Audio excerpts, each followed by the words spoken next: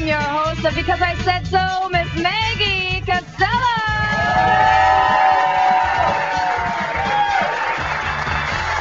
Thank you.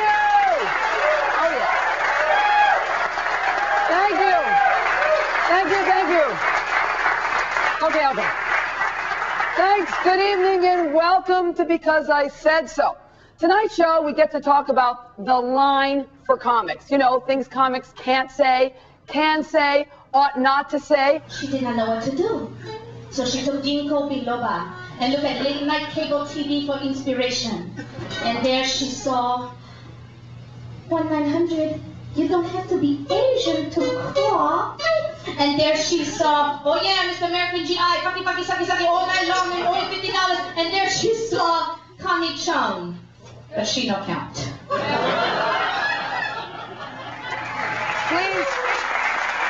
Please help me welcome the woman who had the ovaries to say that, comic writer and actor, Kate Rigg.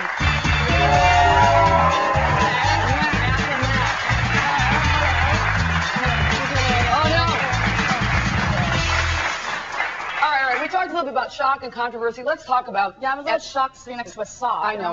You know what I mean? It's like the sock gets the better part. Yeah, the Asian has to... Yeah, I'm a little marginalized right now. I got a little sock. He's a minority. You are actually. You know, Ed, I was thinking about you at home, and I realized that you're... Were you deaf?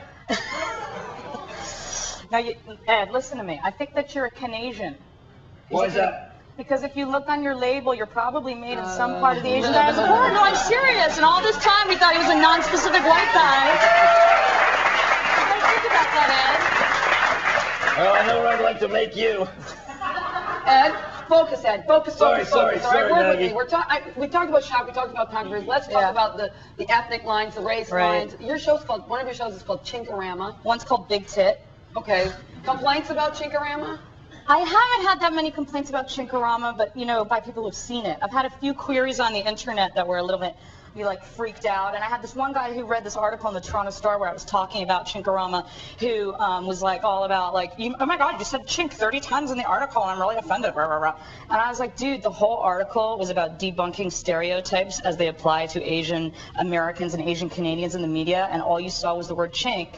You know, you got to check yourself and check your politics, you know, when you have that reaction. So, but we all agree that Kate's okay to say chink, because she's Asian. Not necessarily. But I'm not okay I could never, we're alone. We're friends. Kate and I are friends, you should know that. So we're alone. I go, hey, chink, you go, hey, big dyke. Everything's fine, right? I would never be comfortable saying that. Sounds like a great friendship. Yeah, I know. Yeah. It's all from love, Martha. It's all based on self-love. I wouldn't be comfortable doing that in front of a camera, even though I just did that in front of a camera. But you know what I mean? I like how you slip that in kind of underhanded kind of way. But as a comic, I could never say that. You could never say that. But I don't think that's right. I think that in an ideal world, right? An ideal world, anyone could say anything. Actually, I think that. Sure, but you get punched in the chops. Yeah, now you would get punched in the chops because there's all this, this sort of fear and xenophobia and fear of words and stuff. And the whole point of Chinkorama and other work that I do is to say, look, you know what I mean? It's just a word. It's just like words. It's just like black ink on paper. Chink, chink, chink, chink, chink. That's all it is. But the problem is the intent behind the word. The problem is when people can't look each other in the eye and see another human being, and they have this whole list of stereotypes that they got from pop culture or media or whatever. So ideally, anybody could debunk any word. We had a show at Yuks for a while, an all-Jewish show, and we called it the Yids in the Hall. And I got a lot of angry letters from B'nai B'rith. Well, you're Jewish. Yes, that's right.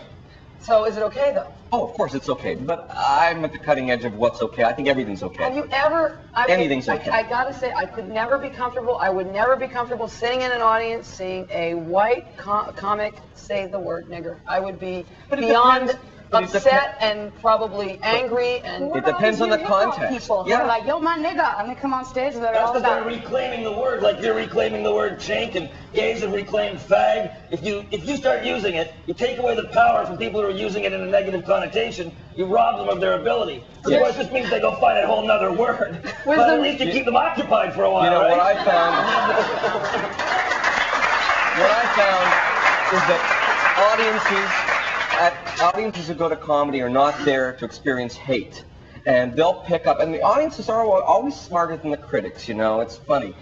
They're very good at being very attuned at figuring out just what the attitude of the speaker is, and how much irony exists behind that any words that they might be using. And that's why the audience that came for Andrew Dice Clay got him in a way that the critics never did, and understood that he was not dangerous in the way the critics thought he was, not the resurrected ghost of Andrew Dice Clay. Yeah, well, he'd like you to resurrect it. We have a clip of a couple of shows or things that have been controversial, and one is Tom Green. So let's take a look at a clip and let's see what you think about the lines here. Hey, look, an infidel! What did you come up?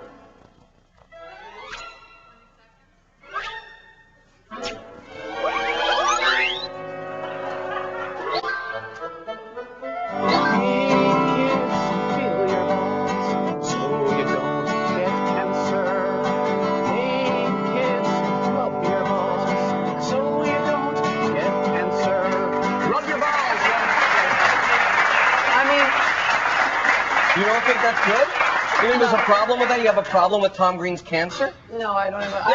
That's an example of him doing something that comes from an actually poignant part of his life. It's not him crawling around with those fake teeth trying to hump dead animals. You know, you're using an example that really isn't typical of his humor. Bestiality here, as Yeah, but how about to the Bin Laden thing in South Park? I mean, I laughed at that when I saw it. Yeah. I mean, out loud. It's a bit of a cheap shot. I mean, saying that he's got a small penis, that's his problem. It's not that funny, but it is. The point is, they did manage to tackle a topic that otherwise had been left to drama beforehand.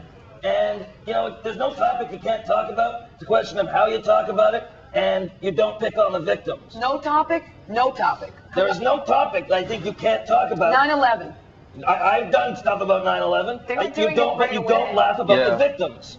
Yeah, Who's doing it right away? Comics I was in New York City at the time during 9/11. I was there, and everybody was like, "Oh my God, should I go on stage? What should I do?" We were all in the, in the comic community talking about it, and people like very gently went on stage, and when they did, huge sighs of relief came out over the audience. Yeah, Like, but did they joke about 9/11? yeah, they joked about anthrax. They joked about 9/11. They weren't.